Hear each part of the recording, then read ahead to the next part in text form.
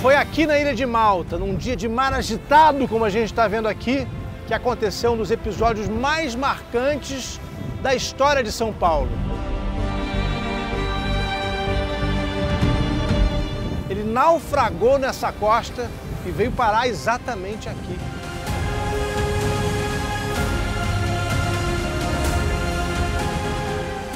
No lugar que hoje é conhecido como a Ilha do Naufrágio de São Paulo.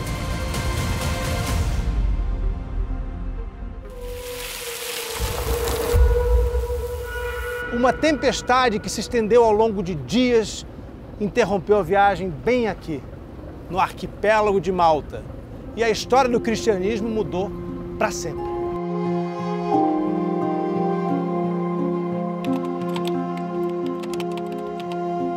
A viagem de Paulo, o naufrágio e o tempo que ele passou aqui em Malta, como são narrados em Atos dos Apóstolos, deixam claro o impacto profundo que o ex-perseguidor de cristãos, que se tornou um dos maiores responsáveis pela propagação do cristianismo, deixou em Malta.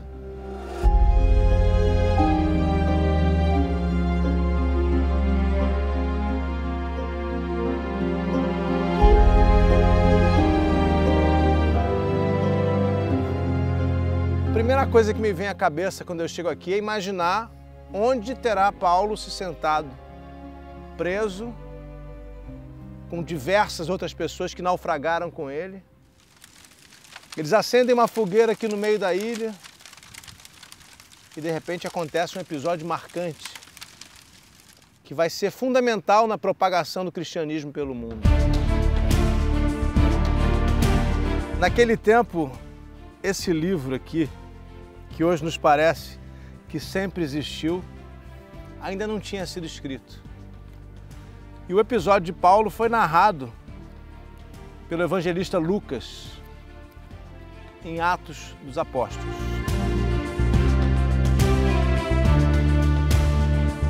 Quando ficou decidido que embarcaríamos para a Itália, Paulo e alguns outros prisioneiros foram entregues a um centurião chamado Júlio, da corte Augusta. Embarcamos num navio de Adramítio, que ia partir para as costas da Ásia, e começamos a viagem.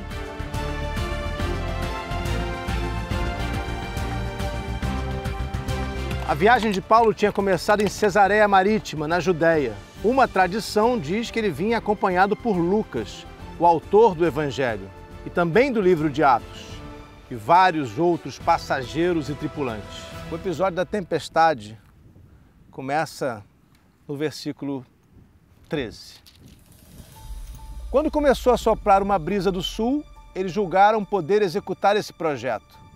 Levantaram âncoras e foram costeando Creta mais de perto. Pouco depois desencadeou-se do lado da ilha o vendaval conhecido como Euraquilão, o vento nordeste. Incapaz de resistir ao vento, o navio foi arrastado violentamente e ficamos à deriva. Será que já dava para ver essa ilha no momento em que eles ficaram à deriva?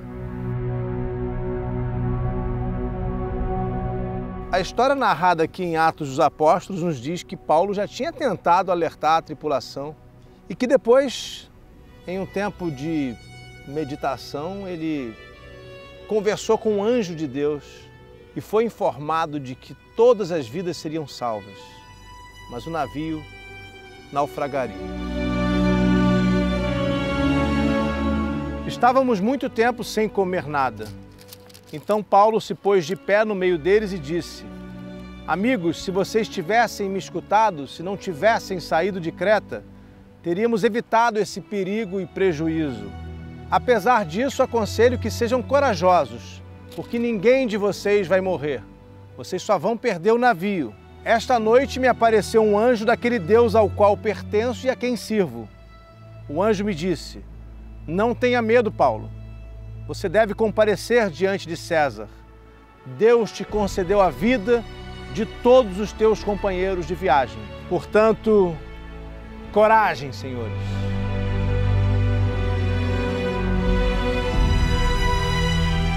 Então, seguindo o conselho de Paulo, a tripulação finalmente avistou terra. Teria sido por aqui que eles chegaram, se os cálculos atuais estiverem corretos. O navio se desintegrou, se desfez, foi para o fundo do mar. Mas a tripulação, mais de 200 pessoas, chegaram aqui intactas. Paulo estava certo. E aí nós chegamos ao capítulo 28 de Atos dos Apóstolos, com uma informação fundamental. Uma vez que estávamos fora de perigo, descobrimos que a ilha se chamava Malta.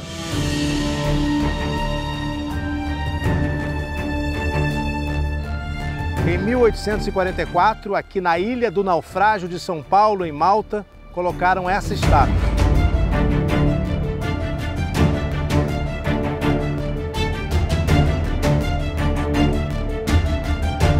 Sentado aqui, eu ainda fico olhando para os lados, para ver se não vai aparecer nenhuma víbora aqui. Tem umas coisinhas aqui que eu cheguei a pensar que fossem ovos de cobra, mas não são não, são os caramujos da ilha. Tem muito. Paulo se juntou aqui ao povo maltês, que ele identificou como bárbaros, e a gente não deve entender errado. Bárbaros significava que eles não falavam a língua culta, não falavam latim, não falavam grego. E acendeu uma fogueirinha, catou uns gravetinhos pelo chão, acendeu uma fogueirinha. Eu posso imaginar que tenham colocado alguma lenha também, porque do meio da chama do fogo saiu uma cobra. A cobra picou Paulo e todo mundo pensou, bom, está provado, é um assassino, vai morrer mesmo. Paulo não só não morreu, como se desvencilhou da cobra, tirou a cobra para longe e começou a ser visto ali pelo povo como se fosse um deus. Um homem imune, hoje a gente diria um super homem, à prova de picadas de cobra.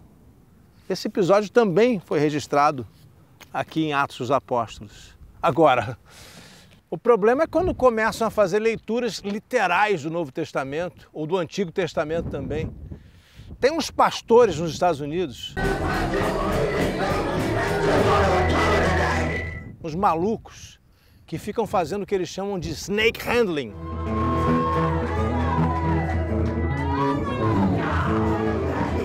Certamente em referência ao apóstolo Paulo aqui. Colocam cobras nas mãos e muitas vezes acabam morrendo.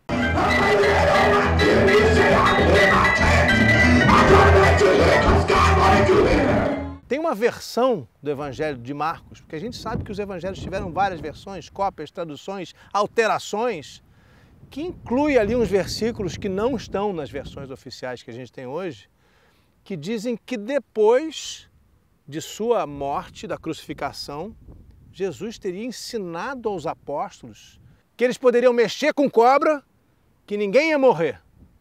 Será que São Paulo ouviu isso e sabia lidar com cobras?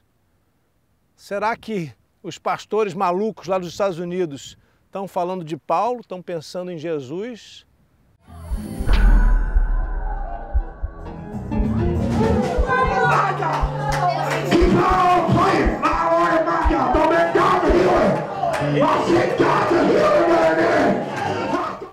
A loucura humana não tem limite. Aí eu me pergunto, afinal é literal? A gente sabe que Atos dos Apóstolos é o livro com menos historicidade. Terá sido também fantasioso o episódio da picada da cobra em Paulo? Será um propósito literário, religioso, de nos dizer que aquele homem, um mensageiro de Jesus Cristo, estava imune aos males que vinham lá de baixo, das entranhas da terra, do inferno? Será que Paulo, por ser um apóstolo de Deus, estava imune às pequenas coisas terrenas? Talvez seja essa a lição que o autor do Evangelho, que é Lucas, também escrevendo Atos dos Apóstolos, quis nos passar ao relatar esse episódio. A ilha hoje é deserta, mas a gente vê resquícios, uma ruína de uma antiga igreja dedicada a São Paulo.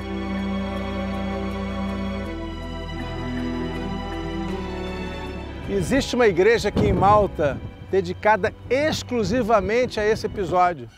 Sabe como é o nome dela? Igreja do Naufrágio de Paulo. Vamos até lá?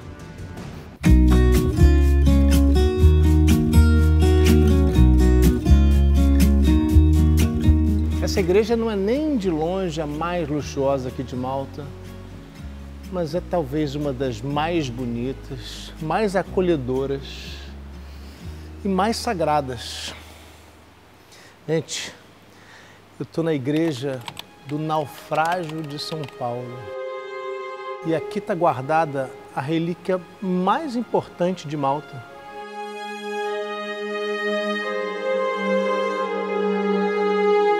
Mas antes de levar você até a relíquia de São Paulo, eu queria que você visse esse altar magnífico. É comum aqui em Malta, numa certa época, começaram a ser feitas esculturas em prata folheadas a ouro, para a gente entender a riqueza do cristianismo que chegou até aqui. Os cavaleiros da Ordem de São João, conhecidos como hospitalários e depois cavaleiros da Ordem de Malta, vinham de famílias nobres. Eram muito ricos e normalmente os próprios grãos-mestres faziam doações imensas para a construção das igrejas. Aqui a gente tem essas imagens no altar da Igreja do Naufrágio de São Paulo, todas em prata, folheadas a ouro. E ali no centro, você está vendo? O símbolo dos Illuminati.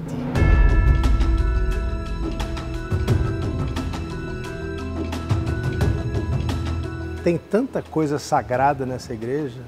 Aqui atrás de mim é uma estátua de São Paulo, toda esculpida em madeira, feita em 1657, que todo ano sai em procissão.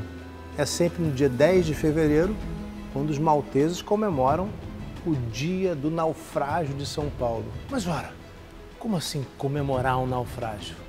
É que o naufrágio de São Paulo foi o começo do cristianismo nesse arquipélago. E outra coisa que você precisa reparar, aos pés de São Paulo, a chama da fogueira e a cobra que o picou, fazendo com que os malteses dissessem que ele era um deus.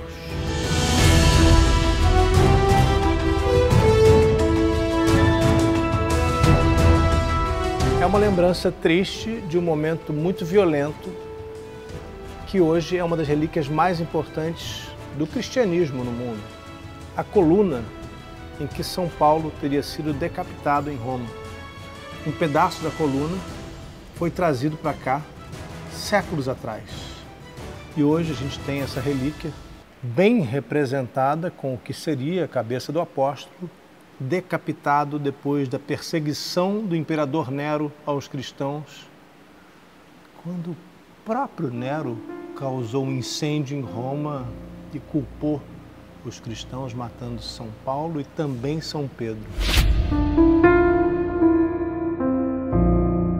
Por fim, eu estou diante da relíquia mais sagrada, porque aqui diante de mim está o que a tradição afirma ser um pedaço do osso do braço de São Paulo.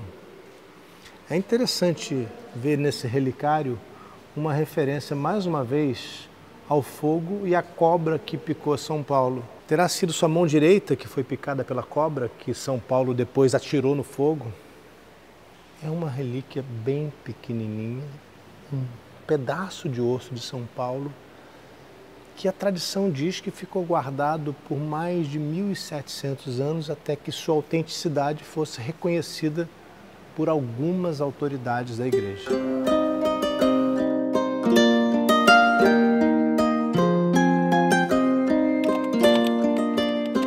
As notícias da sobrevivência milagrosa de Paulo e os poderes de cura atribuídos a ele se espalharam rapidamente, a tal ponto que o chefe da ilha, indicado pelos romanos, o governador Públio, o recebeu em sua casa. E na casa de Públio, o pai dele estava muito doente, tinha febre e disenteria e foi curado por São Paulo. Depois disso, ao longo dos 3 meses que Paulo passou nessa ilha, muitas pessoas foram curadas por ele. É o que nos conta Atos dos Apóstolos e a tradição da ilha de Malta.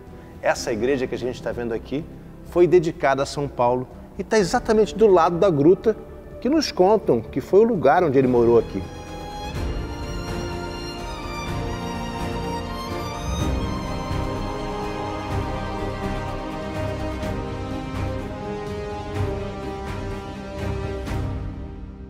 Ainda que não existisse uma igreja instituída aqui em Malta naquela época, ainda que levasse um tempo para que o cristianismo fosse aceito no Império Romano, Públio é considerado hoje o primeiro bispo de Malta. Ele foi também o primeiro santo, canonizado em 1634. E a tradição aqui de Malta diz que a conversão de Públio por São Paulo fez desse lugar a primeira nação cristã do Ocidente. Então, para entender essa história melhor, a gente vai lá para a igreja de São Públio. Olha, lá para a igreja de São Públio quer dizer aqui, para a porta do lado. Duas igrejas construídas uma do lado da outra. Eles têm que ter sido muito próximos, né? Aqui, bem na entrada da igreja de São Públio, a gente já desce para a gruta, onde a tradição nos conta que São Paulo ficou. É emocionante estar num lugar tão histórico, tão exclusivo, poder entrar aqui e voltar no tempo.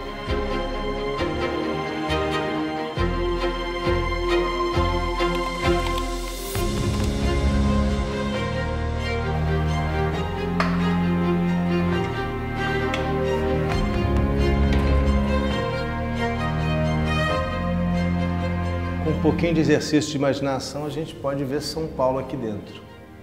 Nos momentos que se seguiram ao naufrágio, ele e os companheiros de navio precisavam encontrar refúgio.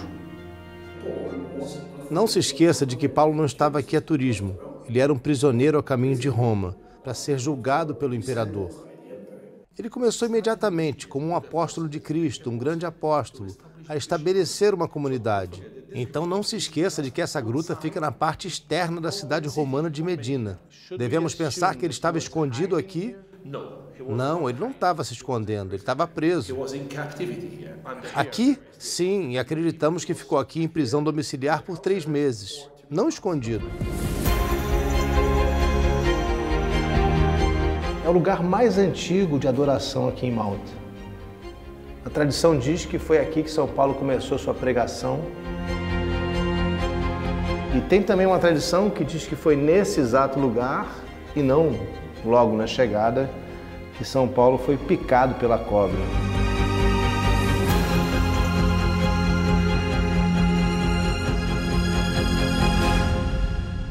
Os malteses foram muito receptivos com ele. De qualquer forma, o cristianismo era muito perseguido naquela época. E essa era uma região comandada pelo Império Romano, exatamente como acontecia em Jerusalém. Então, converter um governador romano é converter o inimigo. Agora, a historicidade desse lugar aqui, a gente precisa atribuir à tradição. Não houve nenhum achado arqueológico que nos conectasse diretamente a São Paulo, nesse exato lugar. Agora, gente, a tradição tem uma força imensa. E pensar que há 2000 anos os cristãos se reúnem aqui, rezam aqui, isso tem uma força muito grande. O interior da gruta é tão sagrado para o povo maltês que ele foi todo raspado. Por muitos e muitos anos, eles usaram o pó da pedra da gruta de São Paulo para fazer poções de cura, remédios, que se acreditava que porque São Paulo esteve aqui e habitou esse lugar, tudo se tornou milagroso.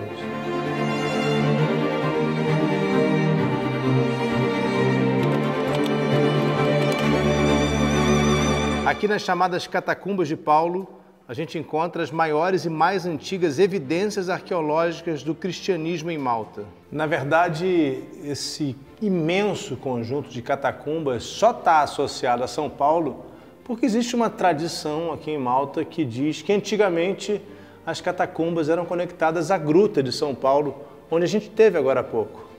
Agora, recentemente, pesquisadores concluíram que esse lugar era, na verdade, um grande cemitério. Foram encontradas aqui ossadas desde 3, 4 séculos antes de Cristo, tanto de pagãos como de judeus e depois, claro, cristãos. Esse cemitério funcionou pelo menos até o século 7 depois de Cristo. E mais tarde foi ser reutilizado lá no século 13, no momento de recristianização da ilha de Malta.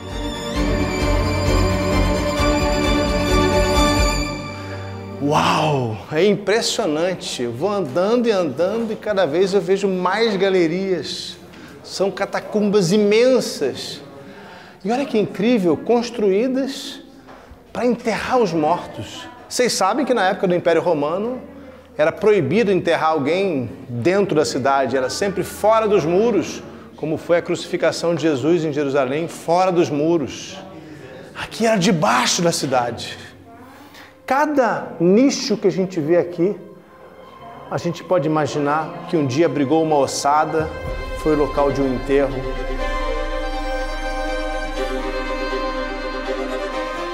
A rápida, mas impactante estadia de Paulo em Malta deixou um legado duradouro, que continua a ser celebrado hoje por aqui. O relato encontrado em Atos dos Apóstolos contribuiu definitivamente para a difusão do cristianismo, que acabou se tornando a religião dominante em Malta. E basta a gente dar um passeio aqui pela Catedral de São Paulo, em Medina, para entender a extensão da influência da passagem do apóstolo por aqui. De acordo com uma tradição maltesa, a Catedral de São Paulo foi construída no exato lugar onde ficava o palácio do governador romano Públio, aquele cujo pai foi curado pelo apóstolo Paulo. Aliás, se realmente foi aqui, a cura também aconteceu nesse mesmo lugar. Hoje, a catedral que a gente está vendo já é uma reforma mais recente, do século XVII, feita por um importante arquiteto maltês, depois que um terremoto destruiu praticamente tudo. Admirando essas pinturas maravilhosas aqui da Catedral de São Paulo, sou levado a refletir também sobre o impacto do naufrágio. Quantas lições aquele momento é capaz de nos ensinar? A capacidade do maior propagador do cristianismo em toda a história de inspirar esperança e fé nos outros é um bom exemplo.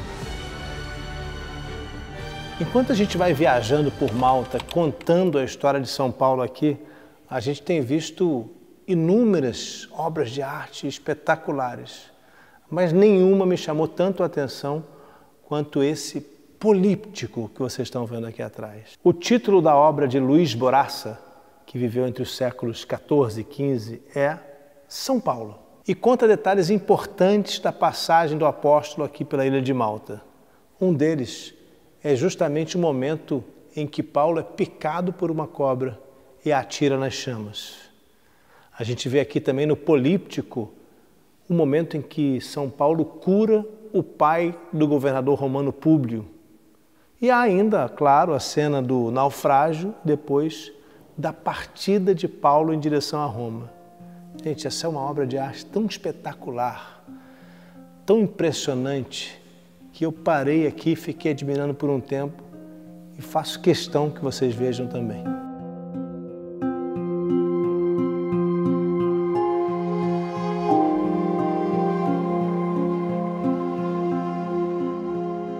Gente, já se passaram quase 2000 anos desse episódio e Malta continua relembrando o dia em que São Paulo naufragou aqui, com eventos religiosos, feriados. É uma forma de comemorar, relembrar aquilo de tão importante que aconteceu e que para eles foi o começo do cristianismo, numa ilha que tem quase 100% da população cristã. Mas é também uma forma de lembrar a importância de se ter esperança, aquilo que Paulo chamou de coragem nas circunstâncias mais desafiadoras da vida.